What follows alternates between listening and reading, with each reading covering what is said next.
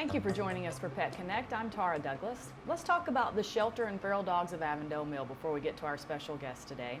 We had a record number of people come to the shelter this past Saturday. We had 20 walkers that came to help get all the dogs out of their kennels and get them out for a walk. Even though it was a hot day, everyone came on out, the dogs enjoyed it, and so we really appreciate the outpouring of support from the community.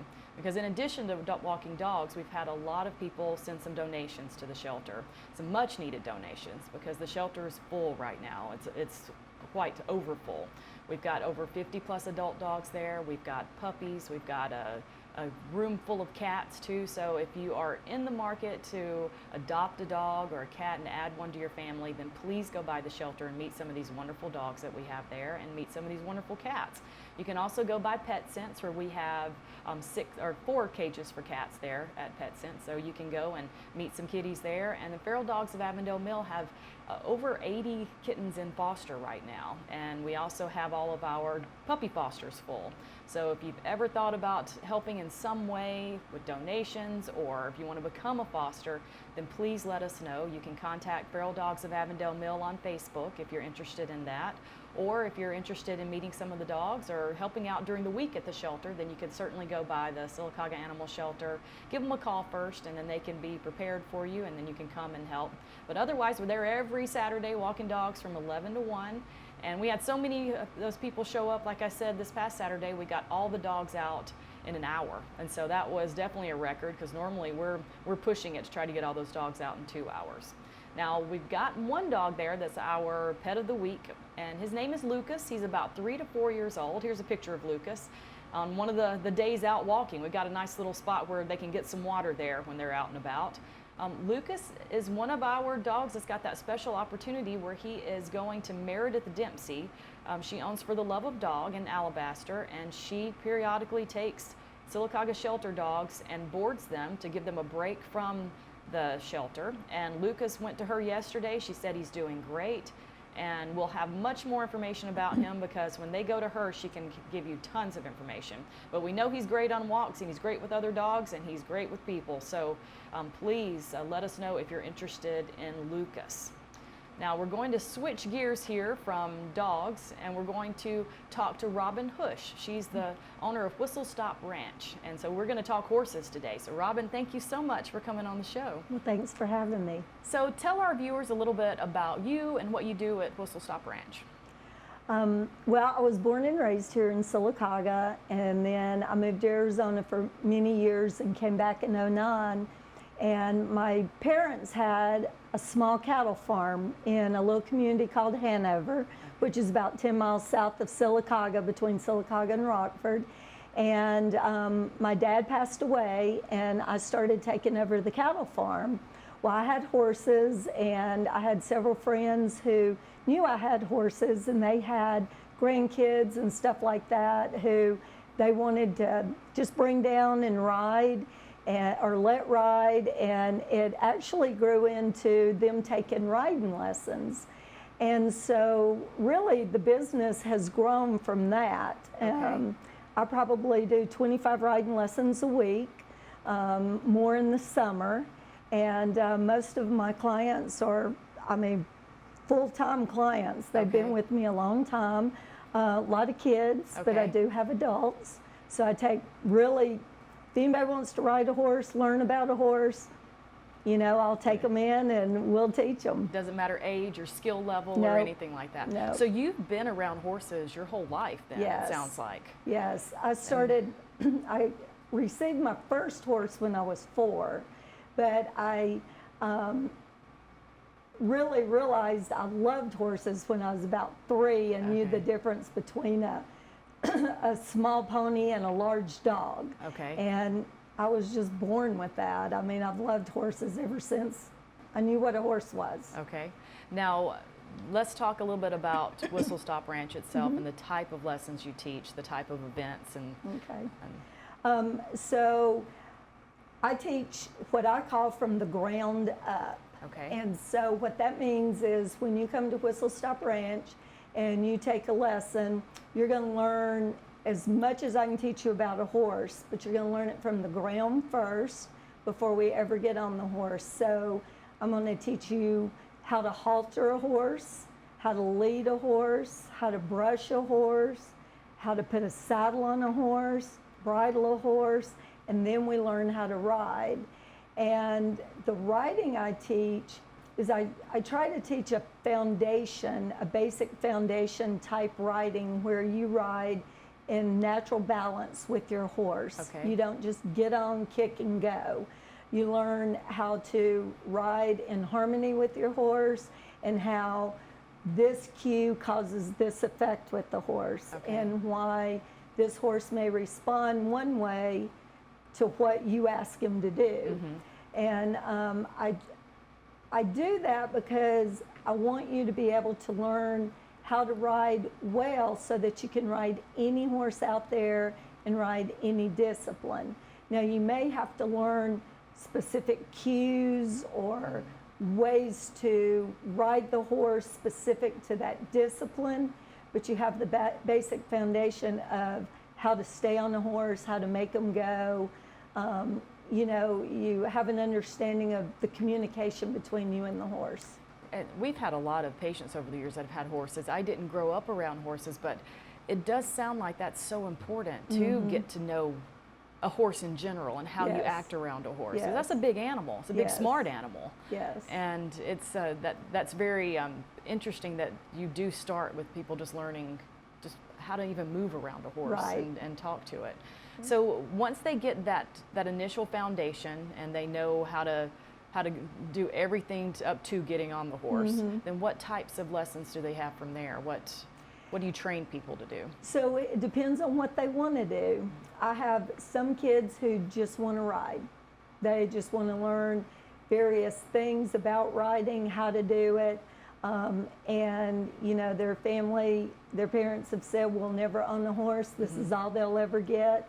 So they'll come and we'll just play games or whatever. We may go on a trail ride.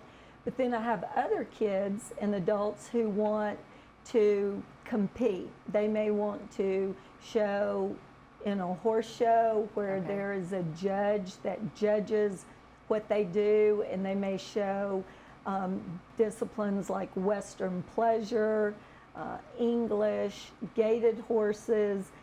And then I have kids who want to show in what we call timed events. They're fast events. So it's like what you see at some of the rodeos and stuff. It's barrel Okay. racing, pole bending, a little thing called stake race, and then Okay. arena race, but they're timed events. So you're really competing against the clock Okay. and other people, but your fastest time is what wins. Okay. Now I've heard of and I've seen barrel racing. What is pole bending? Well, pole bending is where you have 6 poles in a straight line, Okay. and you run your horse down to the very end pole, and you weave through the 6 poles. You Okay. turn the end pole and weave back down, Okay. and then you run straight back. I think I saw that too. I just didn't know what it was called. We went to our first rodeo in Fayetteville. Yeah. I guess it's been last year, and that's an amazing world. I mean, there's so much that's quite Yes. interesting that you can. All these events at rodeos. Yes. And I didn't realize there were so many events and rodeos and different ways you can compete just in this area. Right. Because, you know, I hear so much, again, from patients talking about the different places that they're going. Yeah. Now, typically what age do you have doing the timed and that you're training in the timed event? Is it more young people that are? There is. Most adults feel like they can't do it. And I encourage them to at least try. You don't have to have ridden a horse all your life to get on a horse. I mean, there's a lot of high-level eventers that started when they were older, in their 20s, and they're really good at what they do. Okay. So I think you just have to trust yourself and have that confidence that it'll all be okay, and that that's something you really want to do. Yeah. But most of the people I teach are young kids, and I take kids as young as 4, Okay. and then I go up to however old you want to be to learn to ride. Now you mentioned, and we talked a little bit before coming on the show here today, you mentioned English riding and Western pleasure. Give us a little idea of the difference. I know it's hard to explain, but a little bit that's different about the two of them. So they are typically a judged event. Now there's, and so they're typically a judged event, and the Western riding has a certain type of saddle and attire that you wear, and a certain way your horse moves and that you cue them. And the English does too, but it's a different saddle, it's a different attire, and it's a little different way that the horse moves. It's going to typically be a little faster than Western pleasure.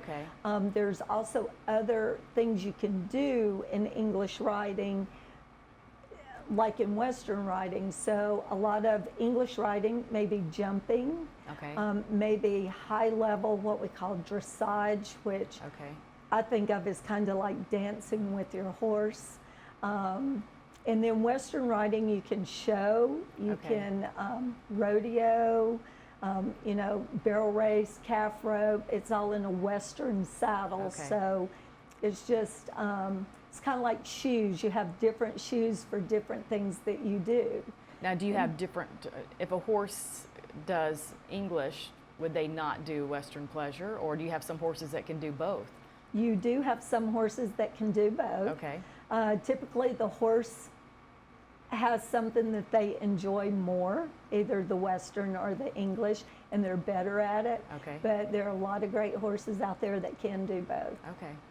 There again, showing just how smart horses are. Now, what kind of events did you compete in when you were competing, or are you still competing? I don't even know. I try. When I first started out with horses, and I started showing, and I started in Western pleasure, and then I got interested in rodeo, and that's how I actually ended up in Arizona. I wanted to college rodeo because there wasn't a lot around here at that time. Auburn University had a program where they had started offering some horse electives, but they didn't have their big equestrian program that they have now. The colleges around here really didn't have rodeo, and I wanted to college rodeo, and I ended up in Arizona going to college to do that. And since then, in college, I tied goats and I barrel race, but all I do now is barrel race. Well, that is all so interesting. Now, if someone is interested in taking lessons, are you still taking students right now? I am. And how can they contact you? They can, I have a website. It's called Whistle Stop Ranch. Just make sure it's in Hanover, Alabama. I think there's a couple of Whistle Stop Ranches out in Texas that I have found. Or they can call me. My number, it's an Arizona number, but it's 520-490-1194. Great. Well, thank you so much for coming on the show. Well, it's always exciting to, we talk about dogs and cats almost every week, and it's exciting to talk about another creature that can be close to us. So we appreciate you coming on the show, and come on some other time, and we'll talk more about rodeos. And I'd love to. Thank you for joining us for the show today, and we'll have more Daybreak after these messages.